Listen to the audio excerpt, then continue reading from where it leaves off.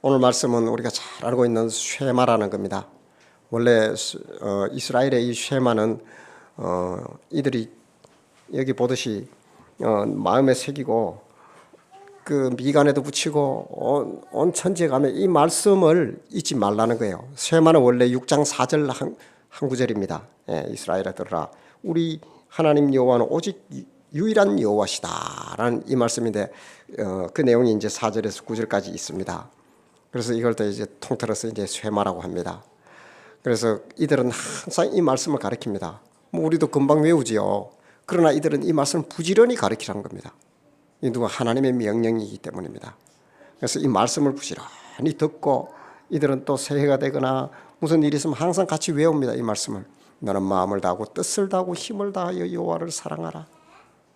그렇게 자녀들에게도 가르치고 하는 겁니다. 그래서 오늘 또 저도 이제 2016년을 시작하면서 우리 교회가 들어야 될 쉐마는 무엇일까? 쉐마라는 것은 들으라는 뜻입니다. 들으라라는 것입니다. 하나님의 명령이지요. 그것이 곧 계명이기도 합니다. 그래서 우리가 부지런히 주의 말씀을 듣고 그 말씀의 뜻대로 들었다면 살아가는 이런 한 복된 2016년이 되었으면 좋겠습니다.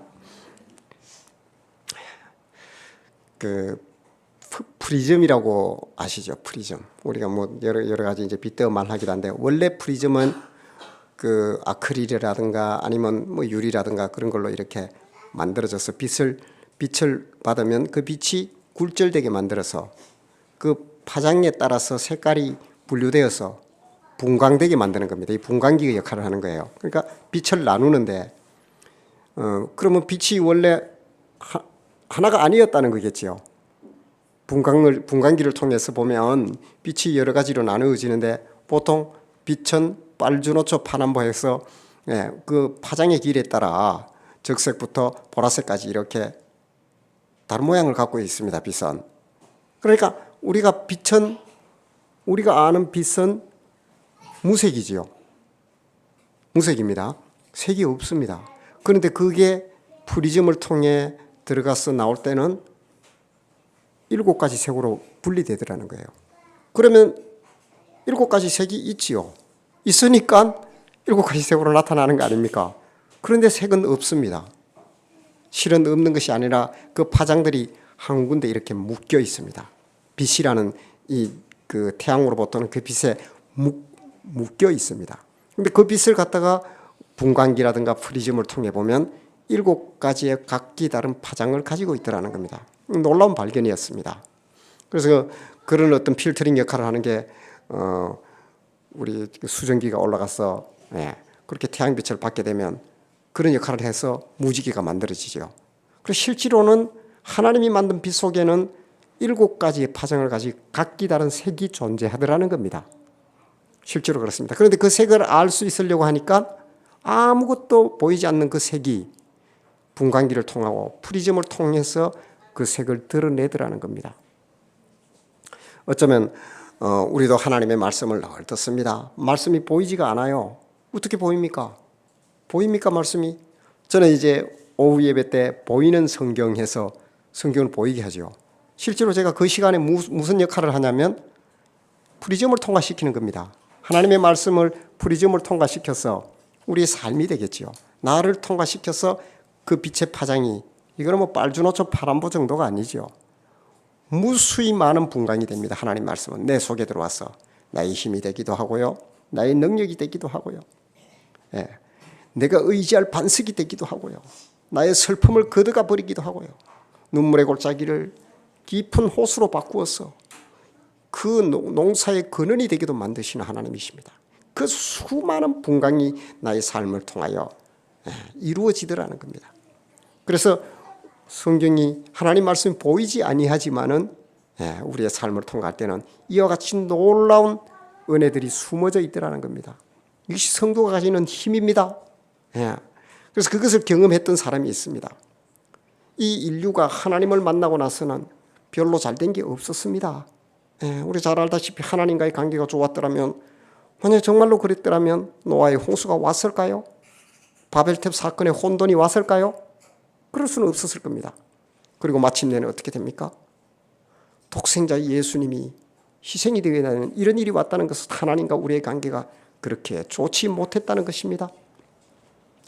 그런 과정 속에서 우리는 하나님과의 관계를 맺어오면서 하나님이 우리에게 늘 다가오지만 우리는 그것을 감지하지 못했습니다. 알지를 못했습니다. 마치 빛이 다가와도 전혀 아무런 색이 없는 것처럼 우리의 삶은 하나님과 멀어졌던 겁니다. 이것이 하나님과 인간과의 그 역사입니다.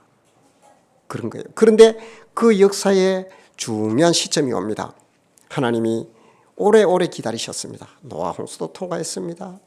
그리고 바벨탑 사건도 지났습니다. 바벨론 포로 사건도 다 지나갔습니다. 도저히 하나님의 그 뜻에 인간이 부합하지 아니하고 창조의 목적대로 돌아오지 아니하자 하나님은 놀라운 일을 계획하게 됩니다. 그리고 그들을 버리지 아니하시고 하나님의 사랑의 표현으로 나타나는 것이 바로 우리가 잘 아는 출애굽 사건입니다.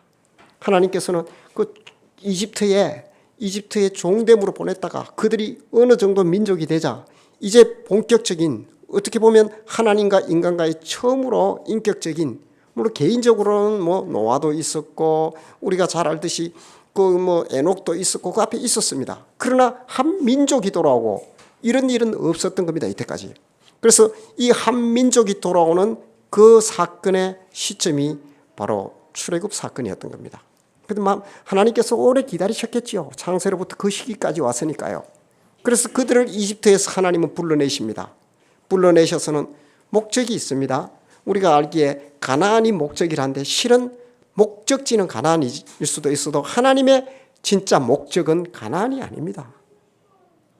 가나안이었다면, 하나님의 목적이 정말 가나안이었다면 가나안 들어가서 그들이 잘했던가요? 결국은 가나안에 정착된 그들의 다음 성적표는 무엇이었는가요?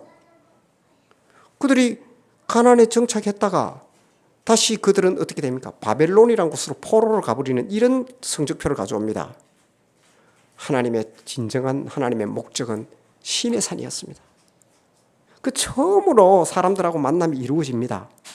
그 처음으로 하나님과 그 인격적인 교제, 그러니까 그 공동체의 교제가 처음 일어난 곳이 바로 신의 산이었던 겁니다. 창세로부터 지금까지 그런 일이 없었어요. 그래서 불러와서 그들의 대표가 되는 모세를 통하여 내가 너희와 언약을 맺겠다. 언약과 계약을 맺는다는 것은 우리가 그 자격을 인정해주며 지위를 획득할 수 있는 그런 수단이 되는 겁니다. 계약을 맺고 언약을 맺는다는 것은. 그래서 그것은 계명으로 나타납니다. 예. 그것이 우리가 잘 아는 뭐 613개 해라 하지 말라는 계명들이 있습니다. 그걸 이렇게 추려놔서 10가지로 뽑은 것. 그것이 십계명입니다. 십계명이 다는 아닙니다. 레위기에 보면 그 하나님의 계명들이 그 정말 그 조항들이 꽉 들어 있습니다. 물론 출애굽기 25장 이후에도 그렇게 들어 있고요. 그런 어떤 계명들의 대표되는 10개를 뽑아서 모세를 통하여 돌판에 새겨서 이스라엘 백성들에게 주게 됩니다. 그래서 얼마나 놀라운 은혜지요, 그것이요. 그러니까 처음으로 인간과 하나님의 인격적인 관계와 교제의 교량이 놓아졌다는 겁니다, 그게. 그래서 계명이라는 것은 우리 입장에서 봤을 때는 어떻게 보면 계명과 그 조항을 지킨다는 것은 피곤합니다. 무엇을 지켜야 된다는 것은.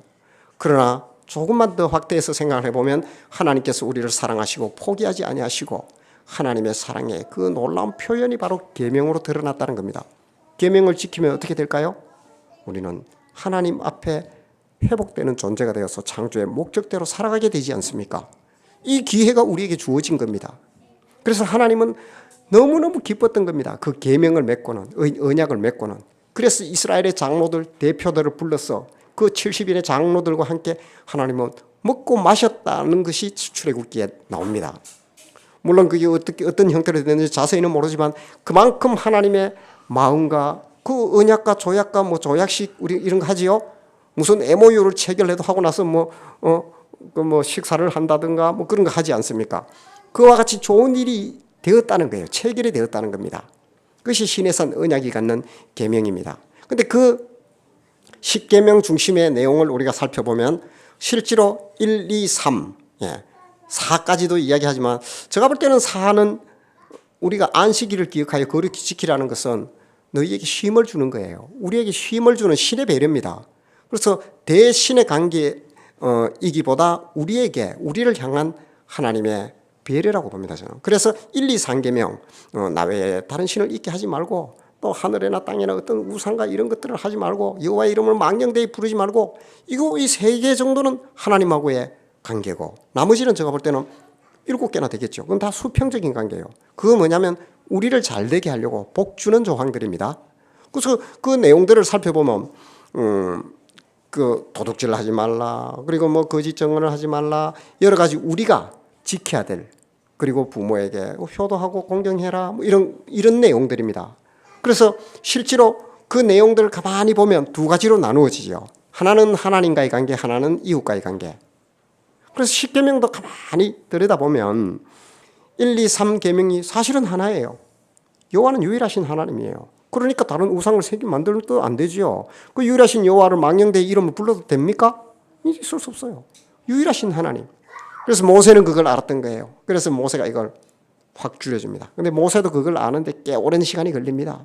모세의 인생의 프리즘을 통하여 하나님 말씀이 통과하는 과정에 보면 모세도 나는 못 해먹겠습니다 그럽니다. 정말 못하면 내가 이 백성을 배웠나이까? 잉태했나이까? 왜 나한테 맡겨서 이렇게 힘들게 합니까?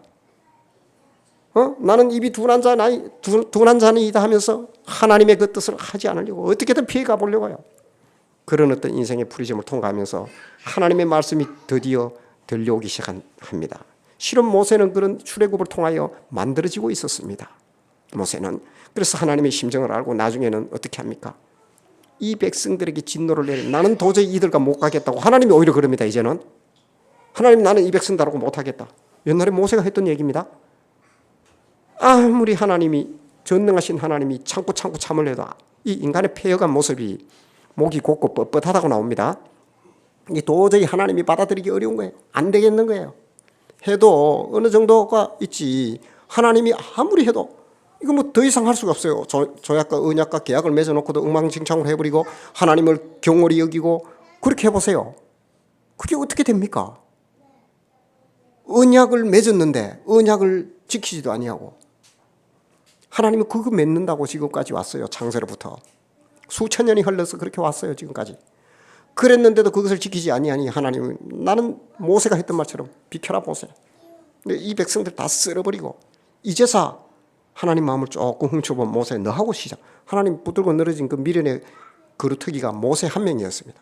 그다음에 모세 한 명 말이 통하니까 너하고 다시 하겠다. 그 너를 통해서 장가를 새로 보내서 수많은 사람을 낳게 해서 그렇게 하는 건 하나님의 능력이고요. 너를 통해서 새로 시작해서 민족을 불어나게 만들어 처음부터 다시 하겠다고 했습니다. 하나님이. 얼마나 답답했으면 그랬을까요? 그것이 출애굽기 내용입니다. 그런데 모세는 점점 자기의 인생이란 프리즘을 통하여 삶이란 프리즘을 통하여 하나님 말씀이 투과되고 나서는 어떤 분이 점점 깨닫게 되는 과정이 나옵니다. 그러면서 그가 하는 말이 있습니다. 하나님 내 이름을 여호와의 책에서 지워버리더라도 좋으니까 이들을 향한 하나님의 진노를 거두어 주십시오. 이런 모세가 되어버렸답니다. 처음에는 이런 모세가 아니었습니다.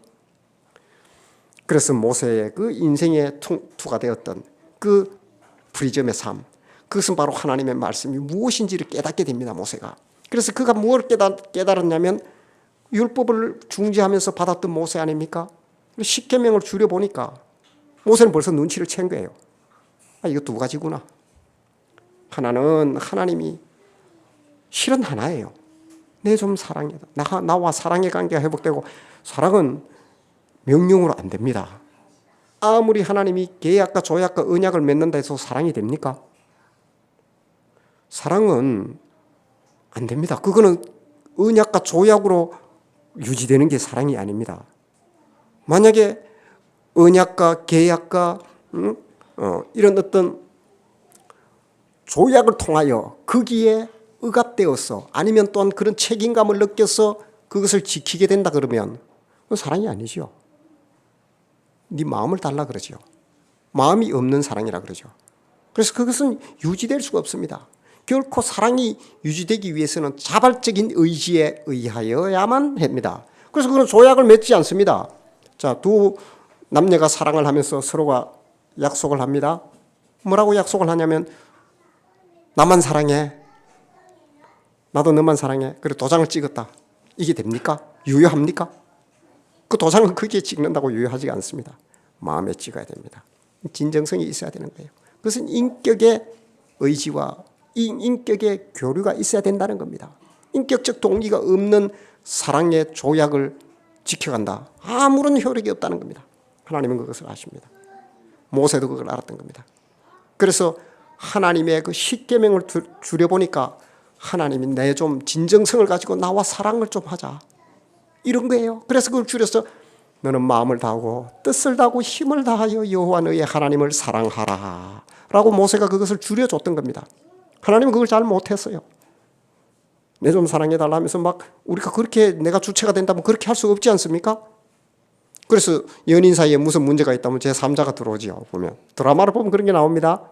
그래서 제3자가 들어와 내가 보니까 사실은 말이야, 너는 잘 모르는데 얘가 너를 얼마나 사랑하는지 나 깜짝 놀랐어. 그제서야 알게 되는 겁니다. 모세가 중재가 되는 거예요. 중재가 되어서 하나님이 우리를 얼마나 사랑하시는지, 우리를 얼마나 아끼시는지 그것을 알고는 그 하나님의 사랑의 진정성을 모세는 이 백성들에게 호소를 하고 있습니다. 그래서 하나로 줄여졌던 것이 쉐마입니다. 들으라 이스라엘아, 오직 유일하신 여호와 하나님은 너희가 섬겨야 되고 사랑해야 될 대상이다. 그분은 마음을 다하고 뜻을 다하고 힘을 다하여 여호와 너희 하나님을 사랑하라. 이게 십계명입니다. 이 줄여보면 이겁니다. 하나님 사랑. 두 번째는 이와 같으니, 그건 붙은데 수직의 관계에서 수평의 관계로 얘기합니다. 하나님을 사랑하게 되면, 성도님들 가만히 보십시오. 하나님을 사랑하게 되면 내 부모를 경홀히 여깁니까? 어찌 그렇게 할 수 있습니까? 그런 설 수가 없는 그 따라오는 조항이에요. 그리고요, 도둑질 합니까? 여호와를 사랑하는 자가 어떻게 도둑질을 합니까? 아니 거짓 증언을 합니까? 하나님을 사랑하는 진정성의 관계에 서 있는 성도라면 거짓 증언이 가능합니까? 실은 그거는 따라오는 부수적인 조항이에요. 그래서 따지고 보면 마음을 다하고 뜻을 다하고 힘을 다하여 여호와를 사랑하라. 이것이 계명의 하나입니다. 줄여보면. 그러면서 여호와는 누구냐? 유일하신 여호와다. 그것은 모세는 인생의 프리즘을 통하여 그 분간기를 통하여 보이지 않던 하나님의 그 말씀이 마치 빛이 무색이 프리즘을 통하여 빨주노초 파남보의 7색깔로 분광되듯이 삶 속에 하나님 말씀이 드디어 새겨졌던 겁니다. 그래서 하나님 마음을 알았던 겁니다. 그런 그가 오늘 지금 쉐마에, 이게 신명기 6장 4절에서 9절 이 말씀을 이스라엘 백성들에게 하는데, 이 자리가 어디냐면 모압 동편에서 이제 가나안 땅에 곧 들어가야 돼요. 자기는 들어갈 수가 없어요. 들어가려다 들어갈 수가 없어요. 하나님이 너는 안 된다고 했어요. 가정이 있었어요. 그래서 들어가지를 못해서 얼마나 들어가고 싶을까요? 그러나 모세의 진짜 원하는 마음은 내가 하나님의 말씀을 통과하며, 아까 보았듯이 내가 이 백성을 배웠나이까 그러던 그가 내 이름을 여호와의 책에서 지워주시더라도 이들을 향한 진노는 하나님 끌어주십시오 했던 모세입니다. 그런 모세로 바뀌어버린 모세가 이제 모압 평지에서 마지막으로 그가 이스라엘 백성들에게 어쩌면 유언적 설교를 하고 있는, 이게 신명기입니다. 예. 다시 말해서 하나님의 계명을 가지고 이 계명이 무엇인지 알겠느냐? 너희가 잊지 말고 반드시 지키고 들어야 할 계명이 있다. 그것은 하나님께서 이렇게 창세로부터 우리와 언약을 맺기 위해 신의 삶으로 불러내고 여기까지 인도하신 하나님의 심정이 들은 말씀이다. 마음이다. 성도 여러분, 이 계명은 우리에게 주는, 우리가 알고 있는 인생의 처세와 자문이나 책임담, 교훈과 가르침과는 본질적으로 다릅니다.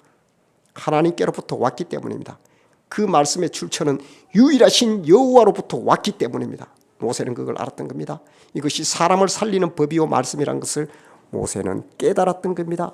그래서 모세는 이들에게, 이스라엘 백성들에게 혼신을 다하여, 혼신의 힘을 다하여, 이게 마지막 설교입니다. 모세의 신명기가 모세의 마지막 설교예요. 그래서 이 백성들에게 말씀을 지금 정언하고 있는 겁니다. 예, 그러면서 그가 하는 말은 모세가 자기의 생을 통하여, 자기의 인생의 프리즘을 통하여 하나님의 말씀을 받았던, 그리고 하나님을 만났던 그가 제시하는 세 가지가 이 쉐마 속에 들어 있습니다. 첫 번째는 마음을 다하라고 합니다. 예, 우리는 간념적으로 잘 알고 있어요. 마음을 다한다. 습관적으로도 이해하고 있어요. 그래 마음을 다해. 이거 레바브라는 이 원어적 의미는 뭐냐면 인간의 내부에, 그러니까 인간 의지가 있는 그곳요. 그러니까 쉽게 설명을 하자면 하나님의 말씀이 우리에게 떨어질 거 아닙니까? 들려올 거 아닙니까? 예. 레마로 그래요. 레마로 이렇게 들어와서 말씀이 어딘가는 안착할 거 아닙니까? 바로 그것입니다. 이것이 레바브예요. 마음을 다한다는 것. 그러니까 어쩌면 이 착륙장인 거예요. 비행기가 날아가다가 앉는 자리, 착륙장이 되는 겁니다. 이 착륙장을 어떻게 하냐고요? 마음을 다한다는 것은 좁게 만들면 어떻게 될까요? 착륙장이 좁아지면 이 비행기 한 대나 제대로 내리겠습니까? 이거 보면 국내선이 있고 그렇죠? 그리고 또 대형 여객기 보잉 777 같은 거는 300명이 사람이 타면 엄청난 짐을 싣고 날아가 버립니다. 그냥 논스톱으로 세계 어디든 날아갑니다. 그 비행기는. 그냥 그렇게 날아가는 거대한 비행기가 착륙하고 이륙을 하기 위해서는 이 좁은 울산 비행장 같은 이런 데는 안 됩니다. 내리지도 못해요. 이거는 뜰 수도 없을 뿐더러 큰 착륙장이 있어야 되는 겁니다. 그러니까 이 레바브라는 것은 하나님의 말씀은 아까도 말씀했듯이 그저 우리가 보이지 않는 무색의 빛이 빨주노초 파남보로 분광되듯이 그 정도의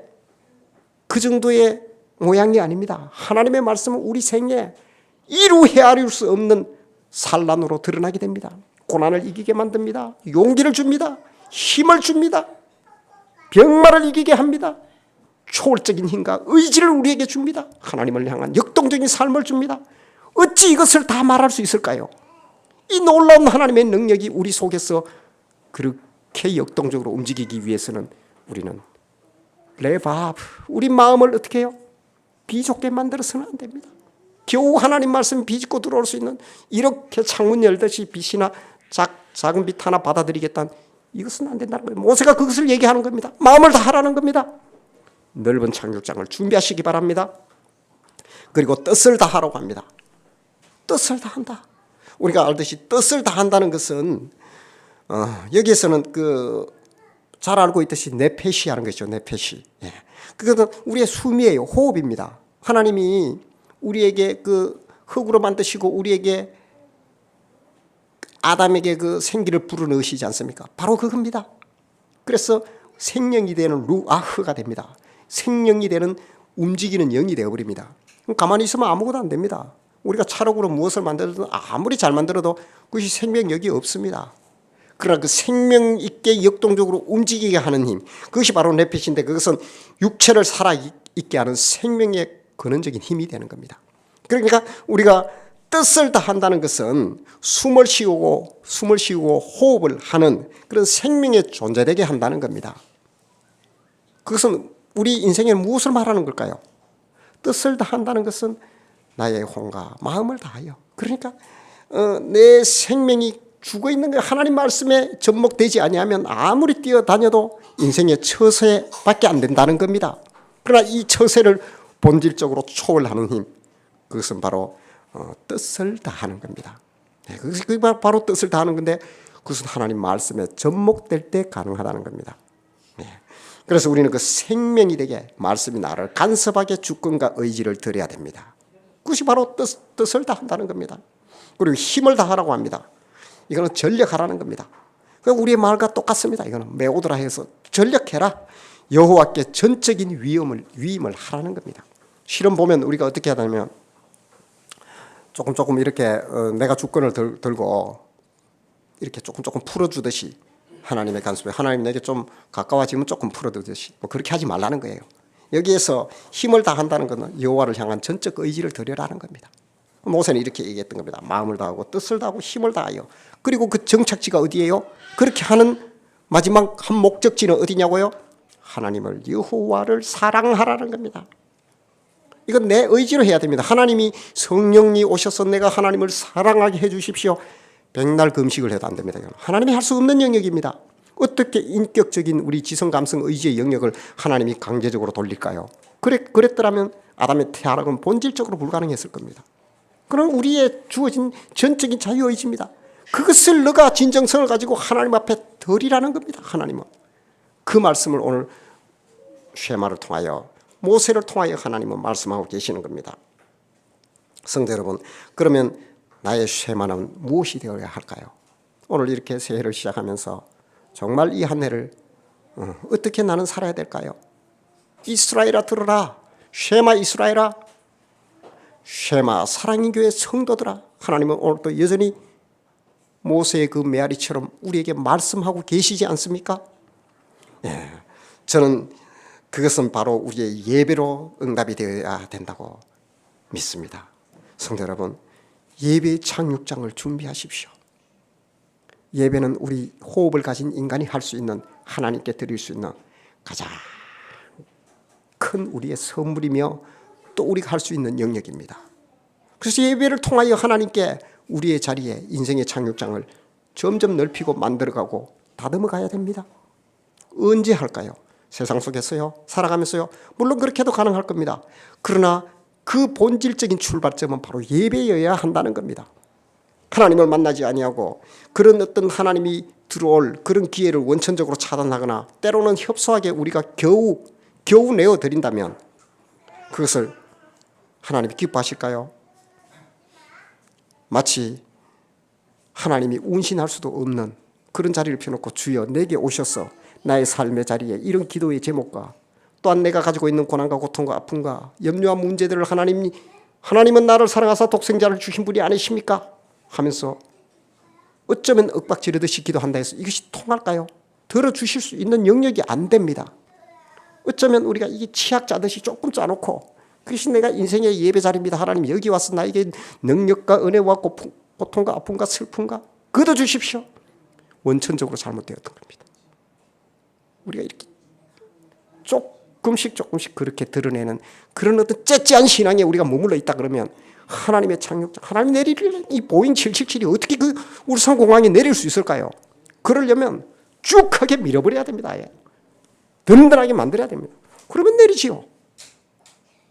하나님은 우리에게 다가오고자 그렇게 우리를 향하여 눈빛을 거두지 않고 계시지만 우리는 이렇게 협소한 자리를 겨우 비집듯이 내어주는 그런 삶의 자리에 내가 아직도 머물러 있다면 과감하게 그 자리를 걷어버리기 바랍니다.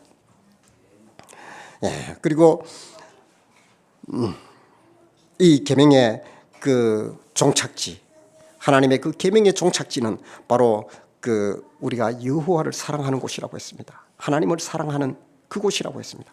그것이 바로 시작과 출발점이 저는 이 교회며 우리의 삶의 자리가 되어야 된다고 합니다. 인생이 그렇게 하나님께 예배를 드릴 수 있는 날이 그렇게 많을까요? 우리가 과거는 지나갔습니다. 현재는 지금 이루어지고 있어요. 미래는 어떻게 올 수도 있습니다. 안 올 수도 있습니다. 그러니까 미래입니다. 미지의 미래일 뿐입니다. 그러면 우리가 선택할 수 있는 자리는 어디일까요? 지금입니다. 지금입니다. 그래서 지금 우리가 인생의 예배를 드리며 하나님 앞에 인격적인 응답을 하는 것, 이것이 무엇보다 우리가 드려야 될 쉐마가 아닙니까? 저는 그것이 바로 예배라고 생각합니다. 예배에 우리가 충실하고 예배의 진정성을 가지고 하나님을 부르며 하나님을 맞이한다면 하나님은 마음껏 777기와 같이 우리 인생에 내려앉으실 겁니다. 모세를 통과했던 하나님, 그 모세의 프리즘처럼 우리의 인생의 프리즘을 통하여 우리가 알지도 못하는 수많은 산란으로 우리의 삶 속에 그렇게 하나님의 능력은 역사하신다는 겁니다. 그것은 하나님의 사랑에 기인한 거니까요. 그것은 주의 계명이 말씀하고 계셨던 거니까요. 예, 그래서 저는 우리 교회와 나의 쉐마, 우리 성도들이 드려야 될 쉐마가 곧 예배의 진실함이며 또 그것은 여호와 경외함과 분리될 수 없다는 것을 믿습니다. 성도 여러분, 예배는 정말 여호와 경외함과 분리될 수 없습니다. 내가 여호와를 경외한다 하면서 예배에 충실하지 못하며 내 삶의 자리에 언저리에 어쩌면 2번, 3번, 4번, 5번째 일하고 나서 그 서수를 세워서 6번째 겨우 시간이 되니 여호와께 예배드리겠다. 나는 이것 하겠다. 글쎄요, 우리 인생의 저녁 약속이 중요한가요? 하나님께 예배드리는 시간이 중요한가요? 하나님 앞에 이것부터 응답하셔야 됩니다. 작은 것부터 응답하십시오. 작은 게 아닙니다. 어쩌면 그것이 전부입니다. 그래서 우리는 그것이 중요한 거예요. 물론 생을 옥죄어는 우리가 그런 전반적인 모든 문제를 통틀어 말하는 것은 아닙니다. 그러나 내가 그것을 피해갈 수 있는 자리에 또한 선택의 자리에 있을 수 있으면서도 거기에 나의 마음을 먼저 두지 않는다는 것은 유일하신 여호와를 내가 믿는 하나님이 아니죠. 그분은 유일하신 분이 아니라 5번째 내게 중요한 분이니까요. 그런 것은 우리가 걷어내야 될 이 잔재들입니다. 성도 여러분, 2016년에는 그런 것을 다 걷어내고 하나님 앞에 진정성의 예배를 가지고 나가시기 바랍니다. 여호와 사랑함의 장육장은 바로 예배드리는 우리의 이 자리입니다. 저는 이 한 해 동안 우리 성도님들과 함께 정말 하나님 앞에 진정성의 예배, 그 성경에서 그렇게 말하고 있습니다. 나는 원하는 게 있다고요. 하나님 너희 마음의 예배를 원한다고 하셨습니다. 마음의 예배. 그 마음의 예배는 이렇게 나타나야 됩니다. 마음만 가서요? 글쎄요. 거기서 말하는 마음의 예배는 그런 것이 아닙니다. 성도 여러분, 정말 진정성 있는 마음의 예배를 드리시기 바랍니다.